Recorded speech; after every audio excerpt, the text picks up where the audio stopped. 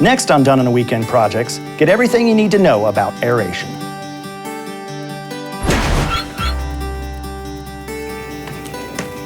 Hey everyone, it's Doug Scott with Redeem Your Ground. And once again, I've joined up with our friends at Exmark to do another Done in a Weekend Projects video. In today's video, we're going to be talking about all things aeration. And simply put, aeration is just when you create holes in your lawn to break up compacted soil. That's it. You do this so that air, water, and nutrients can get through to your grass's roots. So at the end of the day, you have the healthy and beautiful lawn you've always dreamed of. If your lawn doesn't get the air, water, and nutrients it needs, it will be a maintenance nightmare, and your lawn will be worse for wear. Now, before I get into the nitty-gritty of aeration, I want to pause for a second and explain how your lawn might get compacted in the first place. And it's a lot easier than you might think. When vehicles or equipment run over your yard, it compacts the soil. And obviously, this includes mowers that consistently go back and forth across your lawn. But not as obvious if you use your yard like I hope you do, entertaining, kids playing, or pets running through your lawn. These things can compact your soil as well. If you live in an area with a heavy concentration of clay, your soil will become compacted more easily. So it's a good idea that you go ahead and plan on aerating your lawn on an annual basis. If you want to check to see if your lawn is compacted, you can do a simple screwdriver test. All you do is take a regular screwdriver and try to stick it into your lawn. You should be able to do it fairly easily. But if you can't, your soil is compacted, meaning it's time to aerate. Now, if you're a visual learner like me, it might help for you to see a diagram illustrating aeration. As you can see, before aeration, there's a thick thatch layer over compacted soil, not giving the roots much room to grow.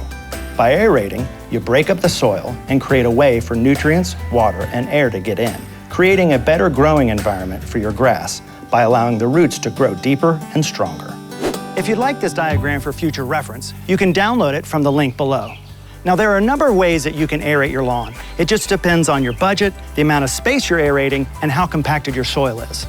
But before you start, it's always best to mark your utility and irrigation lines to avoid poking a hole through them. If you're unsure of where your lines are, contact your local utility company to mark them for you. Now that we have all that squared away, the two most popular aeration tools are core aerators and spike aerators. For larger jobs, you may want to consider a core or plug aerator. Today, we have a Z-Turf Z-Aerate 30 for demonstration. As you can see, it consists of rows of hollow tines, varying in size, that remove plugs of soil and leave them on top as you drive across your lawn. So not only are there now holes in your soil, but these dirt clods are brought up to break down naturally over time.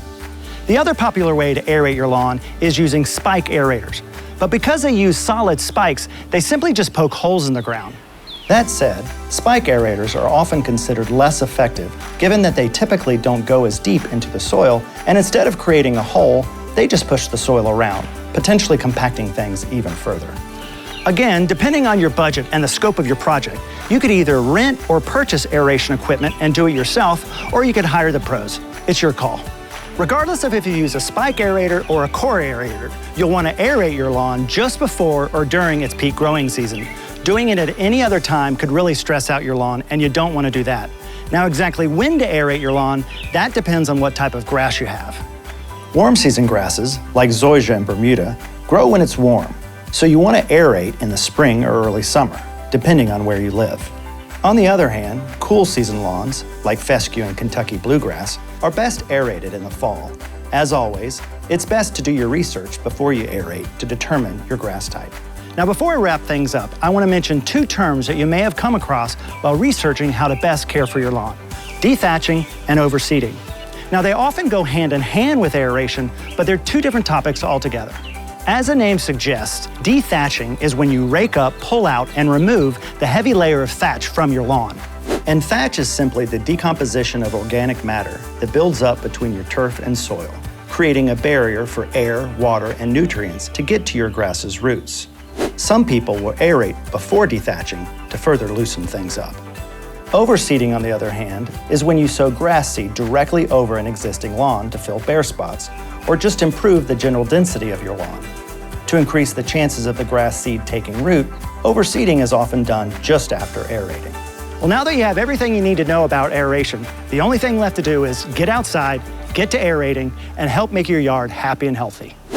Well, thanks for watching, and be sure to check us out at exmark.com/backyard for more Done in a Weekend Projects videos, and go to the description to download your aeration diagram. Thanks again, and I hope you have a great rest of your day. Take care.